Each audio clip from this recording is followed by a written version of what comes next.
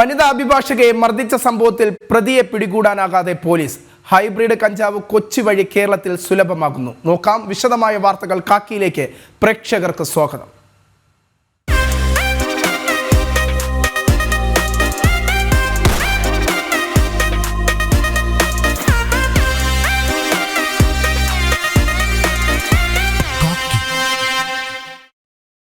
കോഴിക്കോട് താമരശ്ശേരിയിൽ ലഹരിക്കടിമയായ യുവാവ് ഭാര്യയെയും മകളെയും ആക്രമിച്ച കേസിൽ പ്രതി നൌഷാദ് അറസ്റ്റിൽ. വീട്ടിൽ നിന്നാണ് പ്രതിയെ താമരശ്ശേരി പോലീസ് കസ്റ്റഡിയിലെടുത്തത്. യുവതിയുടെ പരാതിയിലാണ് അറസ്റ്റ്. ഇന്നലെ രാത്രിയായിരുന്നു താമരശ്ശേരി അമ്പയത്തോട് സ്വദേശി നസ്റ്റയും മകളും ക്രൂരമർദ്ദനത്തിന് ഇരയായത്.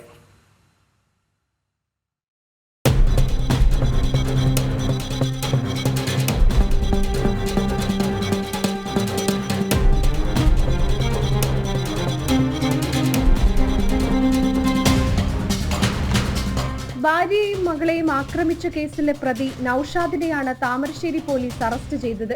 വീട്ടിൽ നിന്നാണ് പ്രതി പിടിയിലാകുന്നത്.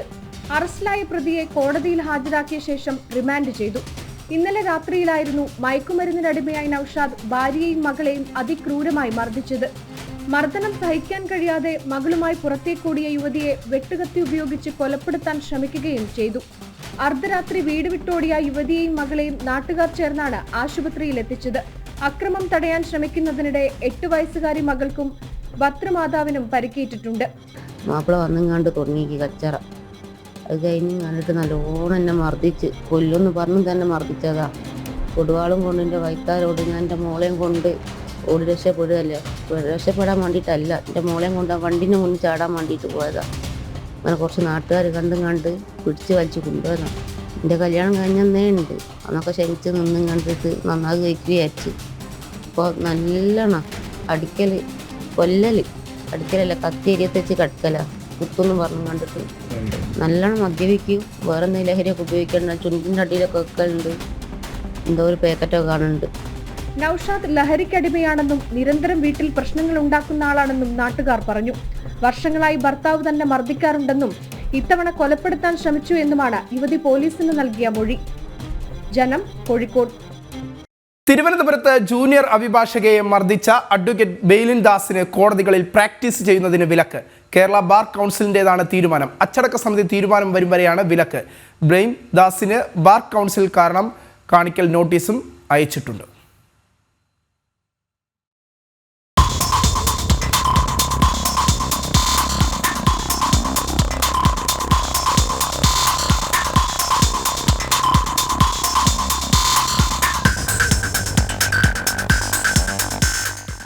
വഞ്ചിയൂർ കോടതിയിലെ ജൂനിയർ അഭിഭാഷകയായ ശ്യാമിലി ജസ്റ്റിനെ അതിക്രൂരമായി മർദ്ദിച്ച സംഭവത്തിലാണ് സീനിയർ അഭിഭാഷകൻ ബെയിലിൻ ദാസിനെ കോടതികളിൽ പ്രാക്ടീസ് ചെയ്യുന്നതിൽ നിന്നും ബാർ കൗൺസിൽ വിലക്കിയത്.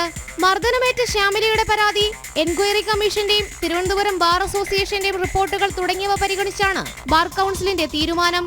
വിഷയത്തിൽ അടിയന്തരമായി ഓൺലൈൻ യോഗം ചേർന്ന ശേഷമായിരുന്നു കേരള ബാർ കൗൺസിലിന്റെ നടപടി.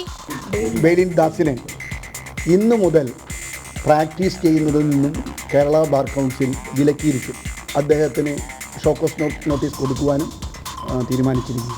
ഈ വിലക്കിയ നടപടി ബാർ കൗൺസിലിൻ്റെ ഡിസിപ്ലിനറി കമ്മിറ്റിയുടെ തീരുമാനം വരുന്നതുവരെ ഈ അഭിഭാഷകനെ കോടതികളിൽ നിന്നും പ്രാക്ടീസ് ചെയ്യുന്നതിന് ഈ ബാർ കൗൺസിൽ വിലക്കിയിരിക്കും. ആരോപണ വിധേയനായ അഡ്വക്കേറ്റ് ബെയിലിൻ ദാസിന് കാരണം കാണിക്കൽ നോട്ടീസ് അയച്ച ബാർ കൗൺസിൽ വിഷയം 3 അംഗ അച്ചടക്ക സമിതിക്ക് വിട്ടു.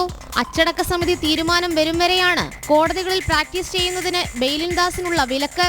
അതേസമയം ആരോപണ വിധേയനെ ബാർ അസോസിയേഷൻ സംരക്ഷിക്കുന്നുവെന്ന വാദം ബാർ കൗൺസിൽ തള്ളി.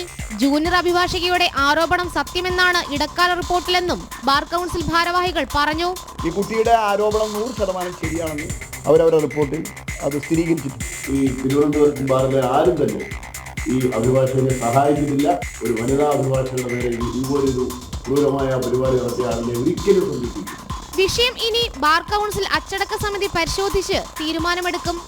ജനം, കൊച്ചി. തിരുവനന്തപുരം വഞ്ചിയൂരിൽ സീനിയർ അഭിഭാഷകൻ മർദ്ദിച്ച സംഭവത്തിൽ നിയമ നടപടികളുമായി മുന്നോട്ടു പോകുമെന്ന് അഭിഭാഷക. മർദ്ദനമേറ്റ സ്ഥലത്ത് യുവതിയെ എത്തിച്ച് പോലീസ് വിവരശേഖരണം നടത്തി. നിയമമന്ത്രി പി രാജീവ് മർദ്ദനമേറ്റ ശാലിനിയുമായി കൂടിക്കാഴ്ച നടത്തി. മനുഷ്യ മനസാക്ഷിയെ ഞെട്ടിച്ച സംഭവമെന്ന് മന്ത്രി പറഞ്ഞു. അതേസമയം ഒളിവിൽ പോയ പ്രതി ബെയിലിൻ ദാസുമായുള്ള തിരച്ചിൽ തുടരുന്നു.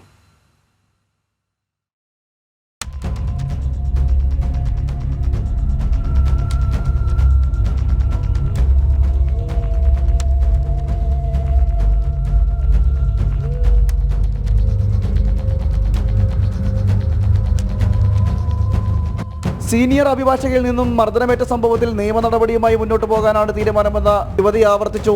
യാതൊരുവിധ ഒത്തുതീർപ്പ് ശ്രമങ്ങൾക്കും താൻ തയ്യാറല്ലെന്നും അഡ്വക്കേറ്റ് ബെയിലിൻ ദാസ് യൂണിഫോമിട്ട് കോടതിയിൽ വരാൻ പാടില്ല എന്നുമാണ് ശ്യാമിലിയുടെ പ്രതികരണം. തിരുവനന്തപുരം മെഡിക്കൽ കോളേജിൽ ദന്തൽ വിഭാഗത്തിൽ ചികിത്സ തേടിയ ശേഷം പ്രതികരിക്കുകയായിരുന്നു ശ്യാമിലി. ഇതിനു മുമ്പ് തനിക്ക് ബെയിലിൻ ദാസിൽ നിന്ന് മർദ്ദനമേറ്റിട്ടുണ്ട്. ഗർഭിണിയായിരുന്ന സമയത്തും തന്നെ മർദ്ദിച്ചു എന്നുമാണ് ശ്യാമിലിയുടെ പരാതി. ഞാൻ ബാർ കൗൺസിലിന് ഇന്നലെ തന്നെ എൻ്റെ പരാതി ഞാൻ മെയിൽ അയച്ചിട്ടുണ്ടായിരുന്നു. സൈൻ ചെയ്തിട്ട് മെയിൽ അയച്ചിട്ടുണ്ടായിരുന്നു. അവരത് എല്ലാവരും ഹൈക്കോടതി നമ്മുടെ ബാർ കൗൺസിലായാലും സുപ്രീം കോർട്ടിൽ നിന്ന് വരെ എനിക്ക് വിളിച്ചിട്ട് എല്ലാ ഭാഗത്തും നല്ല സപ്പോർട്ടാണ്. നമ്മുടെ ബാർ അസോസിയേഷൻ ആയാലും എല്ലാ ഭാഗത്തു നിന്നും നല്ല സപ്പോർട്ട് തന്നെയാണ്. ഇനി ബാർ അസോസിയേഷനിൽ പോകുന്നുണ്ട്. എൻ്റെ റിട്ടേൺ കംപ്ലയിൻറ്റ് ബാർ അസോസിയേഷനിൽ കൊടുക്കണം. അപ്പോൾ അതിന് വേണ്ടിയിട്ട് എന്തായാലും നിയമ നടപടിയായിട്ട് മുന്നോട്ട് പോകാൻ തന്നെയാണ് തീരുമാനം. അതിനേക്കാൾ അദ്ദേഹം യൂണിഫോം ഊരി വയ്ക്കുന്ന തരത്തിലുള്ള നടപടികൾ ബാർ അസോസിയേഷൻ്റെയും ബാർ കൗൺസിലിൻ്റെ ഭാഗത്തു നിന്നുണ്ടാവും. മെഡിക്കൽ കോളേജിലെ ചികിത്സയ്ക്ക് ശേഷം പോലീസ് അഭിഭാഷകയെ വിളിച്ചു വരുത്തി വിവരശേഖരണം നടത്തി. മർദ്ദനമേറ്റ സ്ഥലത്ത് എത്തിച്ചാണ് വിവരശേഖരണം നടത്തിയത്. സാക്ഷിമൊഴികളൊക്കെ രേഖപ്പെടുത്താൻ വേണ്ടിയിട്ട് സംഭവ സ്ഥലത്ത് ഉണ്ടായിരുന്നവരുടെ വിവരങ്ങളൊക്കെ ശേഖരിച്ചായിരുന്നു. മാസ്റ്റർ എഴുതി. ബാക്കി അതിൻ്റേതായിട്ടുള്ള രീതിയിൽ നടക്കും. അന്വേഷണത്തിൽ എനിക്ക് വേറൊന്നും പറയാനില്ല അന്വേഷണത്തെക്കുറിച്ച്.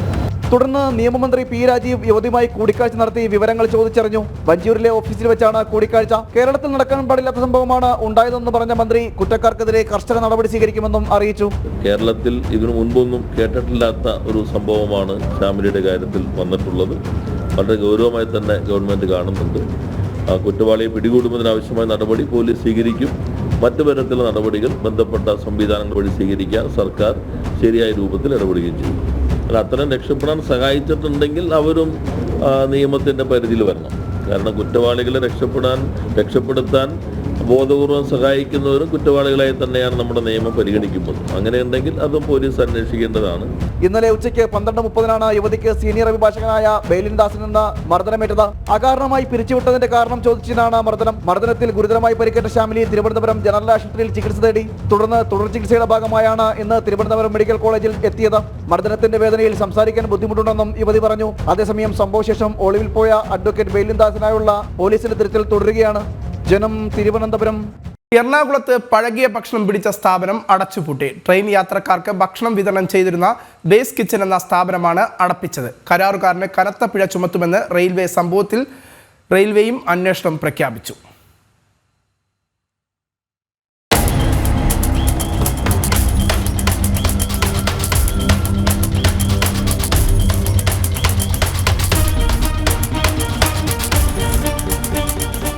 എറണാകുളം കടവന്ത്രയിൽ പ്രവർത്തിച്ചിരുന്ന ഈ സ്ഥാപനത്തിൽ കോർപ്പറേഷൻ ഉദ്യോഗസ്ഥരും ഭക്ഷ്യസുരക്ഷാ വകുപ്പ് നടത്തിയ പരിശോധനയിലാണ് പഴകിയ ഭക്ഷണം കണ്ടെടുത്തത്. റെയിൽവേയിൽ ഭക്ഷണം വിതരണം ചെയ്യാൻ സ്വകാര്യ വ്യക്തി കരാറെടുത്ത സ്ഥാപനത്തിൽ നിന്നാണ് പഴകിയ ഭക്ഷണം പിടിച്ചെടുത്തത്. ലൈസൻസ് ഇല്ലാതെയായിരുന്നു ഈ സ്ഥാപനം പ്രവർത്തിച്ചിരുന്നതെന്ന് പരിശോധനയിൽ കണ്ടെത്തി.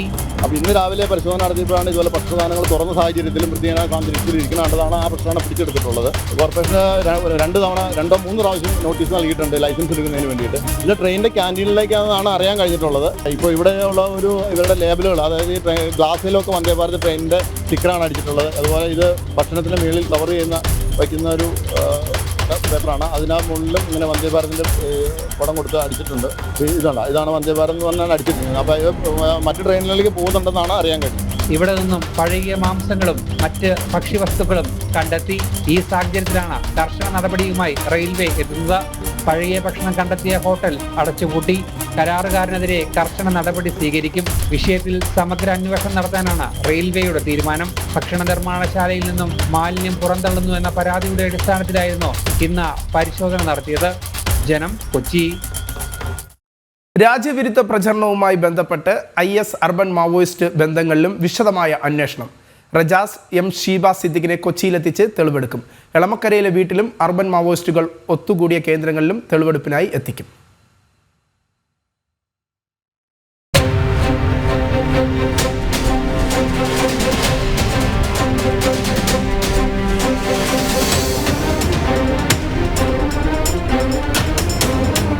പഹൽഗാമിലെ ഭീകരവാദികളുടെ വീടുകൾ തകർത്തപ്പോൾ റജാസിന്റെ നേതൃത്വത്തിൽ കൊച്ചിയിൽ പ്രതിഷേധിച്ചിരുന്നു.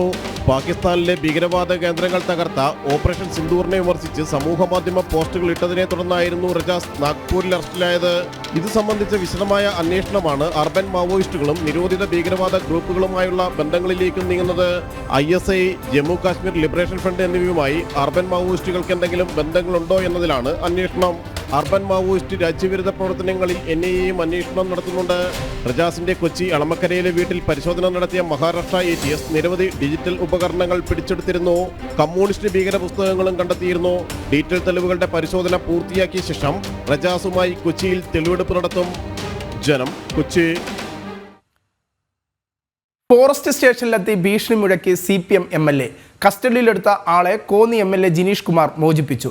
കാട്ടാന ചരിഞ്ഞ സംഭവവുമായി ബന്ധപ്പെട്ട് കസ്റ്റഡിയിലെടുത്ത ആളെയാണ് പത്തനംതിട്ട പാടം ഫോറസ്റ്റ് ഓഫീസിൽ നിന്നും MLA ഇറക്കിക്കൊണ്ടുപോയത്.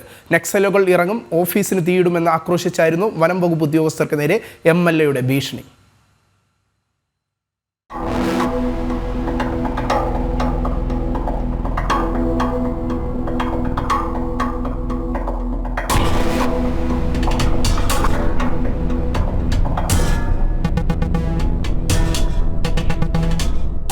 വനംവകുപ്പ് ഓഫീസിന് തീയിടും, അറസ്റ്റ് രേഖപ്പെടുത്തിയ രേഖകൾ തനിക്ക് കാണണം.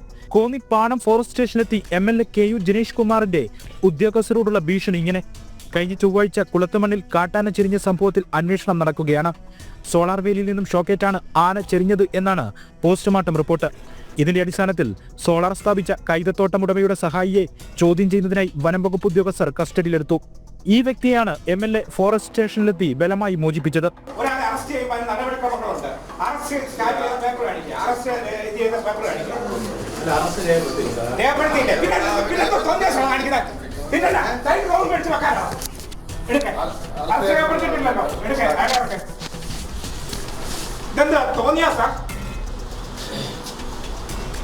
മനുഷ്യരെ ക്ഷമിക്കുന്നതിനും സഹിക്കുന്നതിനും പരിധികളുണ്ട്, മനസ്സിലായല്ലോ? പരിധികളുണ്ട്. അവിടെ മനുഷ്യൻ ചാകാൻ തുടങ്ങുക, ആന കയറി താന്തേലാടി കാണിക്കാൻ തുടങ്ങിയേക്കുന്നു. പോലീസാണ് പറഞ്ഞ് കത്തിക്കും. രണ്ടാമത് ഇവിടെ നക്സലുകൾ വരും, മനസ്സിലായോ? നിങ്ങൾ എന്താ കരുതിയിരിക്കുന്നത്? എടാ, അവിടെ ജനങ്ങൾ പ്രതിഷേധിച്ച് നിൽക്കുക, ആന വന്നിറക്കുന്നത്. എന്നിട്ട് പാവങ്ങളെല്ലാം പിടിച്ചോണ്ടെങ്കിൽ പോരുക, എന്നിട്ട് നിങ്ങൾക്ക് യഥാർത്ഥ പ്രതിയാക്കുക. എന്ത് ആനന്ദേ നിങ്ങൾ കസ്റ്റഡി താഴെ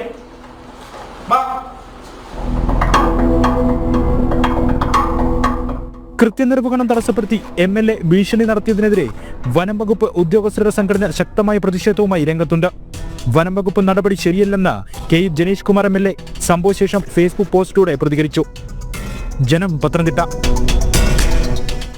രാജ്യവിരുദ്ധ പരാമർശം നടത്തിയ ടെലിവിഷൻ റിയാലിറ്റി ഷോ താരം അഖിൽ മാരാർക്കെതിരെ ജാമ്യമില്ലാ വകുപ്പ് പ്രകാരം കേസെടുത്ത് പോലീസ്. ഭാരതവും പാകിസ്ഥാനും വെടിനിർത്തൽ ധാരണയിലെത്തിയതിന് പിന്നാലെ സമൂഹ മാധ്യമത്തിലൂടെയാണ് അഖിൽ മാരാർ പരാമർശം നടത്തിയത്. BJP കൊട്ടാരക്കര മണ്ഡലം പ്രസിഡന്റ് അനീഷ് കിഴക്കേക്കര നൽകിയ പരാതിയിലാണ് കൊട്ടാരക്കര പോലീസ് കേസെടുത്തത്.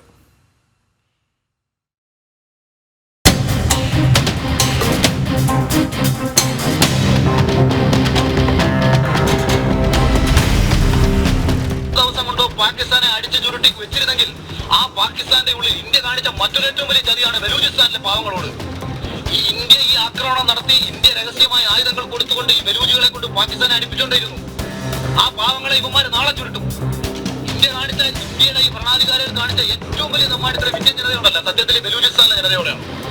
അവൻ പോയി പാകിസ്ഥാന്റെ കൊടിയും അഴിച്ച് അവന്റെ കൊടിയും വെച്ച് കെട്ടി ഇന്ത്യയിൽ ഒരു എംബസി തുറക്കാൻ വേണ്ടിയിട്ട് നാട്ടെ ഈ നിമിഷം വരാൻ പോകുന്നു എന്ന് പറഞ്ഞിരുന്ന പാവം പിടിച്ച ബലൂചിസ്ഥാനികളോട് ഇന്ത്യ കാണിച്ച ഏറ്റവും വലിയ ചതിയാണ് ഇപ്പോൾ ഇവിടെ നിന്ന് വലിഞ്ഞു കളഞ്ഞത്. അമേരിക്ക പറയുന്നത് കേട്ട് വലിഞ്ഞു കളഞ്ഞത്. ഒരു ആത്മാഭിമാനവും ഇല്ലാത്ത ഭരണാധികാരിയാണെന്ന് ഇന്ത്യയിൽ ഏതൊരു പൗരനും പറയാൻ പറ്റുന്ന ഒരു തീരുമാനം തന്നെയാണ് ഇപ്പോൾ നരേന്ദ്രമോദിയുടെ ഭാഗത്ത് ഉണ്ടായിരിക്കുന്നതെന്ന് ഇനി എന്തിനാണ് പറയാൻ? ഇപ്പം ഈ കുറെ ന്യായവാദികൾ പറയും നമ്മുടെ രാജ്യത്ത് യുദ്ധമൊന്നും ഉണ്ടാവാൻ പാടില്ല, നമ്മുടെ രാജ്യത്തെ ജനതയെ നമ്മൾ സംരക്ഷിക്കണം. ഇക്കഴിഞ്ഞ 11-ാം തീയതി സമൂഹ മാധ്യമത്തിലൂടെ ലൈവായാണ് അഖിൽ മാരാർ പരാമർശം നടത്തിയത്. ജനം ടിവിക്കും അവതാരകനായ അനിൽ നമ്പ്യാർക്കുമുള്ള മറുപടി എന്ന രീതിയിലായിരുന്നു ലൈവ് ആരംഭിച്ചത്. പിന്നീട് വാക്കുകൾ അതിരുകടന്നു. പാകിസ്ഥാന് ഇന്ത്യയെ ഭയമില്ല, ബലൂജികൾക്ക് ഇന്ത്യ രഹസ്യമായ ആയുധം നൽകി പാകിസ്ഥാനിൽ സംഘർഷമുണ്ടാക്കി, ബലൂചിസ്ഥാനികളെ ഇന്ത്യ ചതിച്ചു, ആത്മാഭിമാനമില്ലാത്തവരാണ് നമ്മുടെ ഭരണാധികാരികൾ. ഇത്തരത്തിലൊക്കെയായിരുന്നു അഖിൽമാരാരുടെ പരാമർശം. സംഭവത്തിൽ രാജ്യവിരുദ്ധ പരാമർശങ്ങൾ ചൂണ്ടിക്കാട്ടി ഡിജിറ്റൽ തെളിവ് ഉൾപ്പെടെ ഹാജരാക്കിയാണ് BJP കൊട്ടാരക്കര മണ്ഡലം പ്രസിഡന്റ് അനീഷ് കിഴക്കേക്കര പോലീസിൽ പരാതി നൽകിയത്. പ്രതിഷേധം ശക്തമായതിനു പിന്നാലെ ഭാരതീയ ന്യായ സംഹിത 152 വകുപ്പ് പ്രകാരമാണ് അഖിൽമാരാർക്കെതിരെ കേസെടുത്തിരിക്കുന്നത്. രാജ്യത്തിന്റെ പരമാധികാരത്തെയും ഐക്യത്തെയും അഖണ്ഡതയെയും വ്രണപ്പെടുത്തുന്ന രീതിയിൽ പരാമർശം നടത്തിയെന്ന് FIR-ൽ പറയുന്നു. സംഭവം വിവാദമായതോടെ അഖിൽമാരാർ വീഡിയോ നീക്കം ചെയ്തെങ്കിലും ഇതിനോടകം തന്നെ സമൂഹ മാധ്യമങ്ങളിൽ ദൃശ്യങ്ങൾ സഹിതം പ്രചരിച്ചിരുന്നു. പോലീസ് ഉടൻ അറസ്റ്റ് നടപടികൾ കൈക്കൊള്ളണമെന്ന ആവശ്യവും ശക്തമാകുകയാണ്. ജനം, കൊല്ലം. പാലക്കാട് കൽമണ്ഡപത്ത് പൂട്ടിക്കിടന്ന വീടുകളിൽ വൻ കവർച്ച. പ്രതിഭ നഗർ ലൈൻ 1-ലാണ് മോഷണം നടന്നത്. ഒരു വീട്ടിൽ നിന്ന് 30 ലക്ഷത്തിലധികം വില വരുന്ന സ്വർണവും പണവും മോഷണം പോയി. മോഷ്ടാവിന്റെ CCTV ദൃശ്യങ്ങൾ പോലീസിന് ലഭിച്ചു.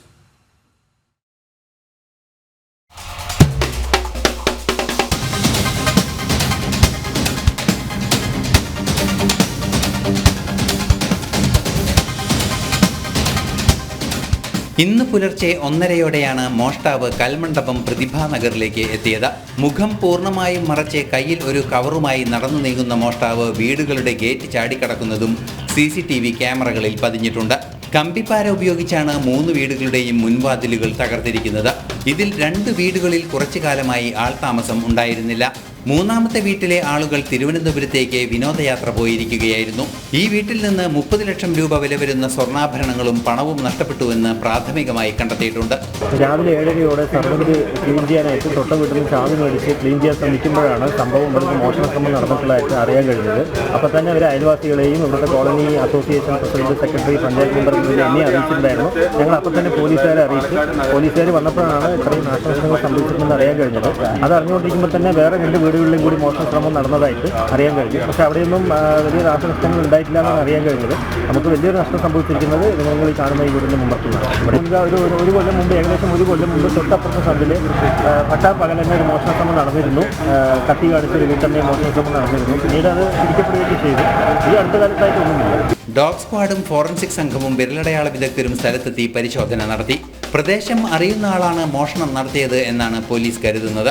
1.5 വർഷം മുമ്പ് പ്രതിഭാനഗർ 2nd സ്ട്രീറ്റിലും മോഷണം നടന്നിരുന്നു. ജനം, പാലക്കാട്.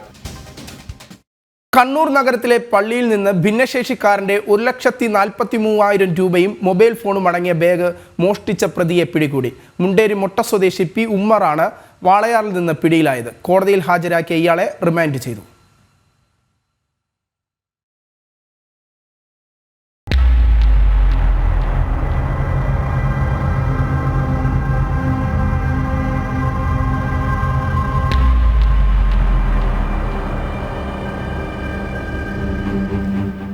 റമദാൻ മാസത്തിൽ കണ്ണൂർ മാർക്കറ്റിലെ പള്ളിയിലായിരുന്നു സംഭവം.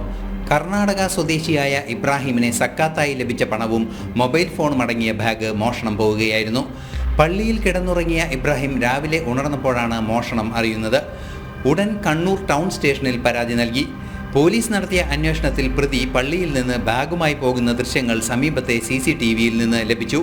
ഇബ്രാഹിമിനൊപ്പം പള്ളിയിലുണ്ടായിരുന്ന ഉമ്മറാണ് മോഷണം നടത്തിയതെന്ന് തെളിഞ്ഞു. തുടർന്ന് നടത്തിയ അന്വേഷണത്തിലാണ് ഉമ്മറിനെ വാളയാറിൽ വെച്ച് പോലീസ് പിടികൂടിയത്. മോഷ്ടിച്ച പണം കൊണ്ട് ആർഭാട ജീവിതം നയിക്കുകയായിരുന്നു പ്രതി. പള്ളിയിൽ തെളിവെടുപ്പ് നടത്തിയ ശേഷം കോടതിയിൽ ഹാജരാക്കിയ പ്രതിയെ റിമാൻഡ് ചെയ്തു. ജനം, കണ്ണൂർ. നന്ദൻകോട് കൂട്ടക്കൊലപാതക കേസിലെ പ്രതി കേതൽ ജിൻസൺ രാജയ്ക്ക് ജീവപര്യന്തം ശിക്ഷ കോടതി വിധിച്ചതോടെ പുറത്തുവരുന്നത് കേസിന്റെ ഞെട്ടിക്കുന്ന കാണാപ്പുറങ്ങളാണ്. 8 വർഷം നീണ്ടുനിന്ന കേസ് അന്വേഷണത്തിൽ പോലീസിന് നേരിടേണ്ടി വരുന്നത് നിരവധി വെല്ലുവിളികൾ. കേസിലെ പ്രതി കേതൽ അന്വേഷണ സംഘത്തിനെ വഴിതെറ്റിക്കാൻ നിരവധി തവണ ശ്രമിച്ചിരുന്നുവെങ്കിലും പോലീസിന്റെയും മനഃശാസ്ത്ര വിദഗ്ധരുടെയും മുന്നിൽ പിടിവീഴുകയായിരുന്നു.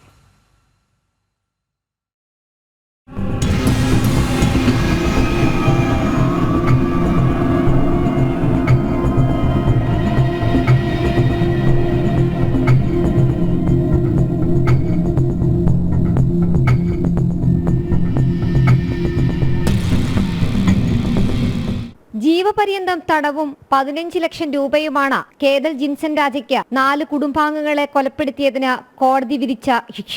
കുടുംബാംഗങ്ങളെ കൊലപ്പെടുത്തുന്നതിനായുള്ള പദ്ധതി കേതൽ മുൻപേ തന്നെ തുടങ്ങിയതാണ് എന്ന് കോടതി കണ്ടെത്തിയിരുന്നു. കഴുത്തിൽ വെട്ടിക്കൊല്ലുന്നത് എങ്ങനെയെന്ന് കേതൽ തിരഞ്ഞതായി ഗൂഗിൾ സെർച്ച് ഹിസ്റ്ററിയിലൂടെ പോലീസും കണ്ടെത്തി. പിന്നാലെ മുറിയിൽ ഡമ്മിയുണ്ടാക്കി മഴുകൊണ്ട് വെട്ടിപ്പടിച്ചു. ഇതൊന്നും പോരാഞ്ഞ് 2017 ഏപ്രിൽ 5 കമ്പ്യൂട്ടർ പ്രോഗ്രാം കാണാൻ വിളിച്ചു വരുത്തിയ ശേഷം ആദ്യം അമ്മയെ വെട്ടിവീഴ്ത്തി. പിന്നാലെ അച്ഛൻ രാജാതങ്കം, സഹോദരി കരോളിൻ, ബന്ധു ലളിത എന്നിവരെയും കൊലപ്പെടുത്തി.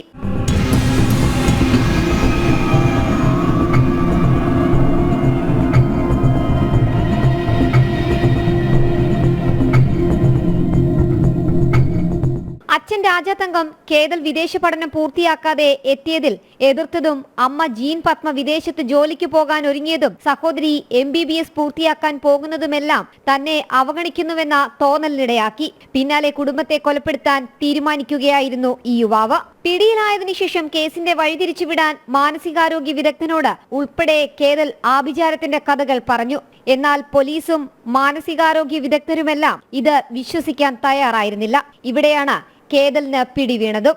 2017 ഏപ്രിൽ 9 കൂട്ടക്കൊലപാതകം പുറം ലോകം അറിയുന്നത്.